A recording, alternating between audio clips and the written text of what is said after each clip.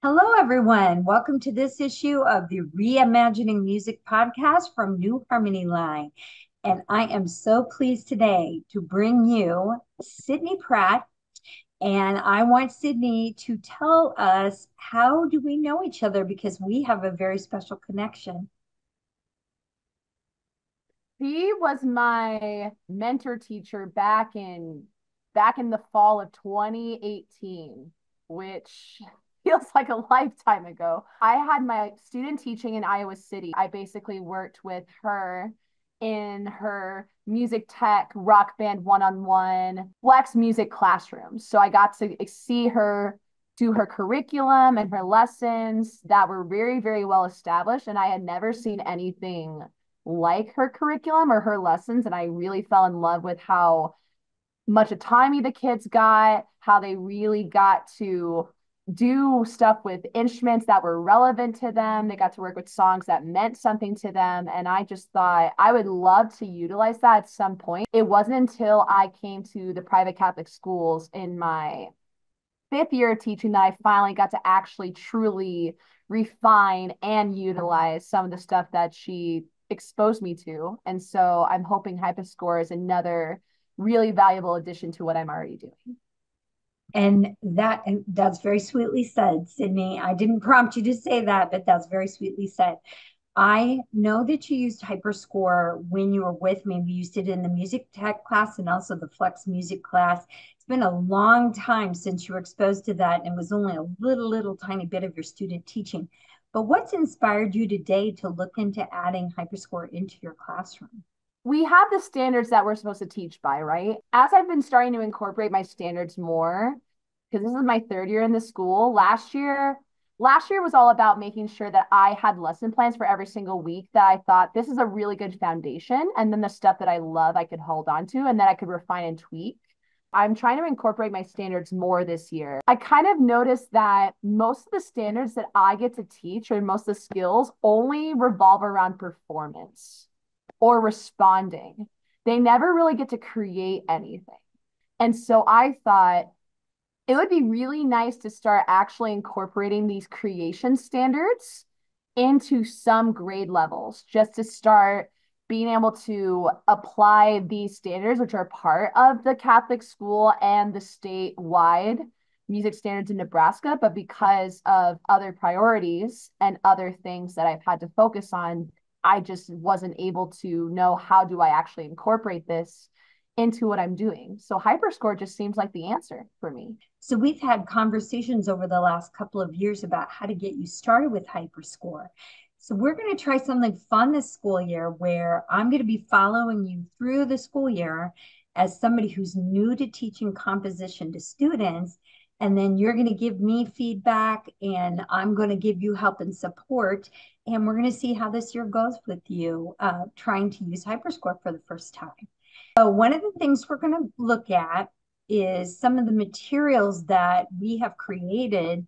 Last year, our executive director, June Kinoshita, decided to challenge the world to write music and then submit it to the company for Make Music Day, which was June 20th of this year. Some of them have videos associated with them, which was part of the Hyperscore challenge, but students also got to choose to just have their music play. For example, this girl had a very simple melody. Look at the really unique ways that she's done some layering. She was in fifth grade, so keep that in mind, okay?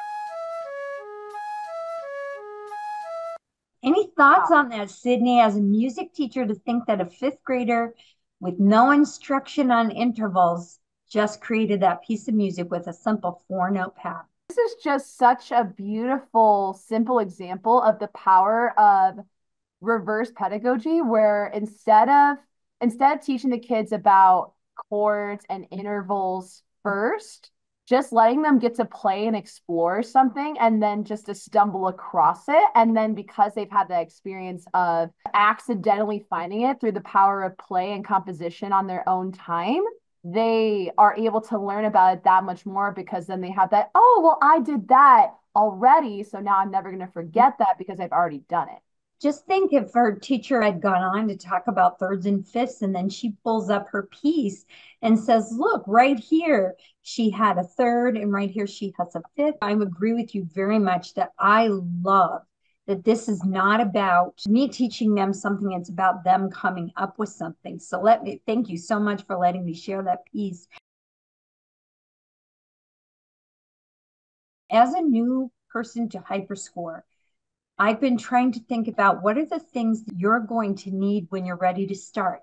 Kind of tell me a little bit about what the start of the school year is like for you, because people out there have no idea everything you're doing right now. There's a saying that's said between teachers that if you don't get something done, especially that's administrative, so something such as ordering new supplies, getting accustomed to a new program, having your seating charts made, your expectation posters, if you do not have that stuff done by the time you have the first week of classes, it's not getting done that school year. And the reason why that is because once the kids are in front of you, you have to behavior manage, you have to lesson plan, you have to assess how well the kids have learned the skill or not. You have to enter in grades, you have meetings, you have trainings. And that's in addition to, I have a club that I do after school on Mondays and Fridays. So I have a choir club that I do. So if you are a music teacher and you're offering like an extracurricular thing, then you have that stuff in the afternoons. Or if you have private lessons that you give like I do, then your afternoons get pretty booked. And that's on top of going home, making sure you cook for yourself and take care of yourself and just general life. If you don't take care of administrative things or add new things to your toolbox near the beginning of the year, it just will not happen until the next school year because it's a lot to juggle. You've learned so much already in just 5 years of teaching. You mentioned specifically that you are already preparing for the Christmas concerts at your school. Pretty much all of your time is tied up right now. When do you think you would even get to consider adding anything else to your curriculum? I have to admit, this is actually why I actually had to approach both of my principals. I was very, very relieved and happy when my principals both said, yeah, that makes sense that you want to be able to teach the students other things like how to analyze a song, like different parts and how to play instruments and how to find like the form of a song. And so giving that green light, that has allowed me that in the second semester is usually the time where the kids get to learn a lot more stuff that interests them and motivates them, that they have fun with. If I only have one class, anything else that's not concert prep just gets completely put to the back burner. I'm glad that you're looking at the needs and interests of every student. And I love hearing that some of your students are not worrying about the quality of their singing voice. They're looking for the community with the people who are singing. And that's such a beautiful thing with today's pressure of being like America's Got Talent or the singers on TikTok. It's really hard for a kid who doesn't have that kind of voice to think of themselves as a singer.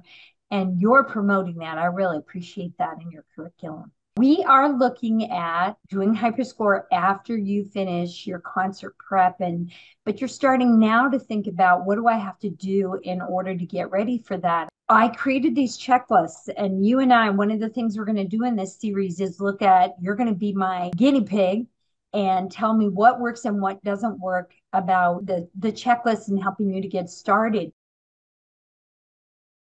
The first thing you have to do is contact your district tech because we have to be able to get emails back and forth to each other. You have to find an organization administrator, which is going to be you. You're going to be the one between the two schools that's going to administer the account. And then there's a privacy policy and parent guardian consent link. And if you have the support of your district tech You don't have to send it out to parents and guardians, but it doesn't hurt to say, hey, we're trying this thing, look it up online and see what you think. Setting up your devices, getting a mouse, planning the dates of your experience, making sure that you have modified materials, which I make those. And if I don't have something, you let me know what you need and I'll make it for you. And then getting ready for that actual first experience. So really right now, you and I are only talking about this. And if you did, one thing a week with this preparation before you started your unit after you have the concerts, you're in great shape. And I want to show you that if you look at that and say, well, that's not very much information, I do have a version that gives you all the background and the links and how to get to everything. And that's also a resource that's available to you. In fact, I've included a lot of the visuals that I've used to teach Hyperscore in the last few years. Like, can you imagine putting this up in front of say, your third graders? And you've taught them to understand groups of 4, but they look at that Hyperscore screen and they don't have any clue. How is that groups of 4? Yeah. Do you think this poster is going to help them understand that there's 4 columns, and within those 4 columns, there's 4 beats? What do you think of something like this as a resource? When I'm able to teach third graders about time signatures, that would help so much because sometimes students just need more than one way to see something being applied. Sometimes they just need a different way of perceiving it or looking at it. And so that would be really helpful. I think it's a lot more user friendly based on what kids like nowadays. You could see usage for this in your classroom just as a visual, but it's also connected to the very first lesson that they're going to do, where they create a rhythm and they can say, I want line number 6. If they don't know that's a triangle, then, or that these are tritoms, then they can say a number and a column. It'll help you with your group composition lesson. Have that all set up for you in the resources on the website. Another thing that I'm trying to help you with, because you're a first-time user, is I have had 20, maybe 21 years of experience with Hyperscore. And there are some things that always happen when kids use Hyperscore for the first time. So for example, I made a list of some common errors, like they are playing their piece and they can't get that green line to play. And it's because they don't have a green window. They've written something, but they didn't make it green, but they drew with green in here. That's so common. And I talk about it in the group activity composition, but sometimes they don't know it until they need to know it. And so I have a list of things here that I have seen kids have problems with: stacking notes, using polyphony, things like how to make notes longer, shorter with the mouse pad. If they're having things not show up or their stuff disappears, that there's an undo button. So I do have some handouts for you about that. And I have a handout about why to use Hyperscore, why compose, but then I also have everything that I think you could ever need. You have every link to everything we have to offer you in this handout. And while this looks to you overwhelming in your first look at the materials, it's supposed to be a way to synopsize everything. So one of the things I'm going to ask you the next time we get together and talk is, as you're preparing, are these things useful? Are they too much? What could we do differently to help you prepare? And I also want to make sure that you and our listeners know that we have a tab on our website, newharmonyline.org, which has wonderful quotes, examples of how the program works, featured news articles, which can be subscribed to. But there's also a tab for education. And we have a number of resources inside here. You have videos to look at. You have presentations all ready to go. You have a curriculum, which you can actually use with third graders if you just modify some of the material.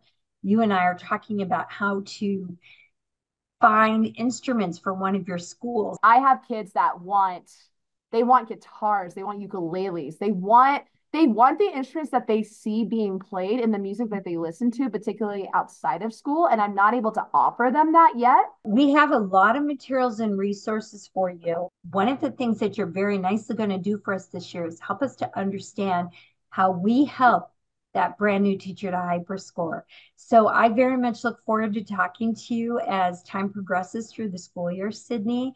And we wish you very good luck in getting ready for your concerts in December.